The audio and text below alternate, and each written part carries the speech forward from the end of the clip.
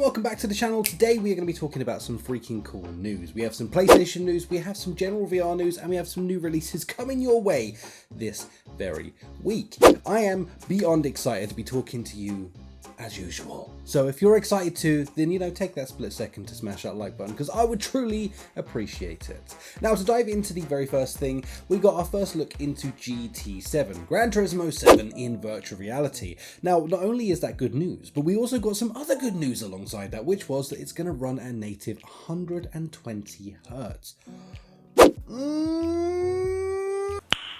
Nice. That's one spicy ass meatball. 120 Hertz in a racing game is a big deal. This means it's going to be smooth as freaking butter, like just Now, taking a look at some of this footage, it just looks incredible, and also the feedback that we got from like IGN on this subject was pretty much just wow, freaking wow.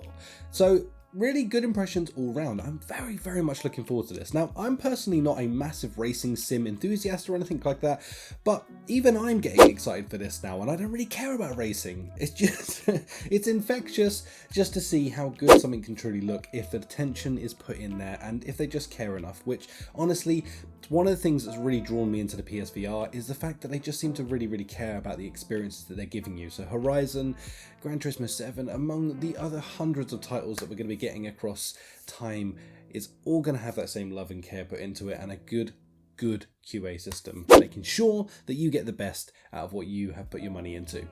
A win-win. Bouncing right off that subject, we also had the PlayStation blog post go out this week with them announcing that there is over 100+ games in development currently for PSVR 2, meaning that we are going to get a plethora of freaking games to enjoy on this. Now, we already know that we have around 30 titles coming at launch, with others being announced literally every single day, which is exciting. That list is just growing. Now, I know I hear a lot of you saying, but there's a lot of ports.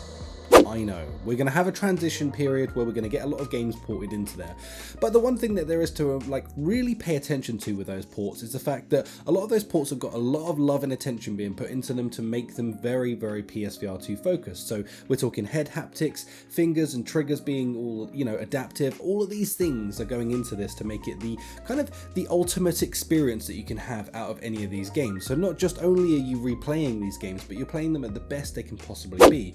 And for me personally, there's quite a few of those ports that are coming across of games that I just missed or simply didn't cover on the channel. So I'm looking forward to being able to cover a lot of those and really get involved in all of the stuff that's coming to PSVR 2. So personally, I'm very hyped, but to hear that we have over 100+ titles in development means that this year's looking pretty shiny for PSVR 2. And of course, going into 2024, when this actually has its well established legs on, it means we're going to start really getting those titles that are going to be worth the money that you're investing into this headset. So I'm just beyond hyped. I hope you are too. PSVR 2. Now, the last little piece of PSVR 2 news is that a bunch of content creators have started receiving their early access packages. I'm not one of them, okay? I'm not sad. I'm not sad. I'm a little sad. I'm a little sad. But I'm not one of them. I'm sad about that. But nonetheless, it's very exciting to see a bunch of them go out there in the wild and see a bunch of content creators receiving these, which is nice to see PlayStation acknowledging a bunch of content creators. Would even be nicer if they acknowledged me as a content creator. Just saying, been doing it for 7 years. Would be nice. Anyway, that's going to pretty much do it for the PlayStation VR news. We're going to jump into some new releases, and then we got a couple of more controversial subjects that have been going on. Now, to jump into the first bit of game news, Demeo is actually teasing a hand tracking mode. This is looking really freaking interesting, and actually a game that I truly think would lend itself to having hand tracking in it. Now, hand tracking is one of those ones where a lot of people are like, I don't really care for it, and I understand, okay? It's kind of not been up to par lately, but with the new updates they've been pushing out recently, other games have been getting very good. Things like Silhouette was an incredible experience in VR, alongside having hand tracking built into that game, as that's entirely the functions of how that game works. Now, to have that in Demeo would be an incredible experience, because honestly, just the feel of doing everything in that game, and you're in there for like 2 hours to play around, so it's kind of important that you kind of be comfortable. Having no controllers would be an absolute freaking delight, and I think it could be a much welcomed feature to come. So looking forward to that. Barbaria is coming out to the Quest. Now this game was exclusive to PSVR for a hot minute, and now we're jumping into the realm of this dropping on the freaking 9th, and I am super excited for this. Now funnily enough, I've actually for some reason had a bunch of extra people asking me if this is on Quest or not recently this week, and then boom, out of nowhere they dropped, yes, this is indeed coming to Quest. So I'm very excited to give this a go myself. I can't wait to play this on the Quest natively. Honestly, it's a fantastic game where not only do you from a top-down perspective get to build out the places and your base and all of the fun things you get to do with that, like traps and cool stuff, but then you get to put your player down in it and then go into the game. It's kind of almost the element I've always thought Demeo could use doing, like that element of going into like first person in it. But anywho, you can do that in this game and it is freaking dope, so make sure you be checking this one out on the 9th. Per Aspera. I don't know if I'm saying that correctly or not, but I'm saying anyway, turning this barren world into a lush paradise. This game looks kind of interesting, being one of those sort of top-down kind of games.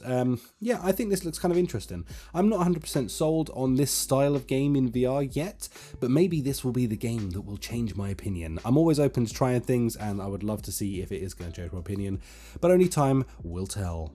For the last subject that we have going on today, and it's one that's kind of been talked to death about, so I'm only going to briefly mention it to you for the ones that don't really know what's going on. So Echo VR is going to be closing down. It has a definitive date that is now going to be axed, and on top of that, with the hurt that everyone's feeling in the community for once again Meta just doing something stupid, now Boz has stepped up and said not only that, but it was his choice for doing it, which I guess a lot of people are kind of bummed out about, and understandably so, as the reason behind it was that it was in the low 10,000s of players, which kind of seems wild to me because it's kind of good figures for a VR game, especially a multiplayer VR game. There are games with higher figures than that for multiplayer, but honestly, if you're getting tens of thousands of people in your game, you're doing pretty well, and downloadable content, which is what the purchasable part was of Echo VR as it was a free-to-play game, I assume was doing pretty okay, but it seems crazy to me that they've just axed it. Nonetheless, it's happened, it's a choice, they've done it.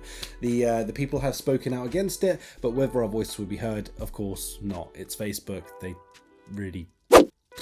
I mean, do I need to say much more? It's Facebook at the end of the day.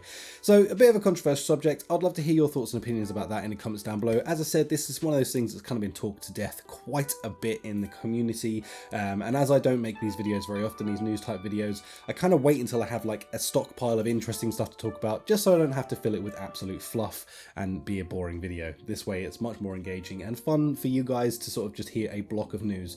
And I am fully aware that people aren't always the same as me. What's the news? Tell me everything, you know, so it's a nice way to sort of unify all that news and find it for you. Anyway, thank you so much for watching this video. If you enjoyed it, then like I said at the beginning, would really appreciate a little thumbs up going in there. Drop a comment down below and let me know what you're up to. And yeah, dudes and dudettes, I've been working very hard at this channel recently to sort of re-evolve the Rhys the King brand, and I'm just going to put this at the end of the video because any of you that are out there that's still watching at this point, well, it's your opinions that I really want to hear back from. So this is just a quick little ender here that I want to get your feedback for, and I would really appreciate it. I've been changing up the channel quite a bit, and I'm kind of dropping off a little bit from doing gameplay videos and focusing more into reviews and news and just kind of trying to lean into that side of the channel a little bit more, as it seems to be what gets the biggest response from you guys and girls, the community of Rhys the King, you know, so it's kind of important to me to have your feedback on the situation. I have actually started a second channel off, which is going to be completely focused on gameplay. So if you miss the Rhys the King videos where he just goes off and plays games, I feel really weird speaking about myself in the third person, but it just makes most sense to address it that way. Then there is a place for that all to be going, and I have been regularly uploading over there, making, I would say, pretty freaking awesome content. And the reason I've been doing that is just to segregate things out a little bit and focus on what I want to focus on this channel and focus on what I want to focus on that channel, and it kind of unifies the the brand, I don't know. But it makes me very happy to be able to segregate those two things. YouTube doesn't really like it when I keep doing all of these different things, like gaming one day, news related things the next day, a tech review the next day. It doesn't really get me pushed into the algorithm in the right direction, so doing this is really a personal choice to allow me to grow, do what I still love to do, and also give to you guys what you like to see. So if you want to see that, I do have my second channel link down below. Feel free to go subscribe over there if you want gameplay. It's the only thing you're going to see over there. No news, no guff, no nothing else, just just pure fun and gameplay. So yeah, if you're interested, go subscribe to that channel and you'll find yourself a nice little catalogue of games that are already going on, as well as a current series I've got running over there. So thank you so much for watching this. If you've enjoyed me, catch you in the next one. Peace out.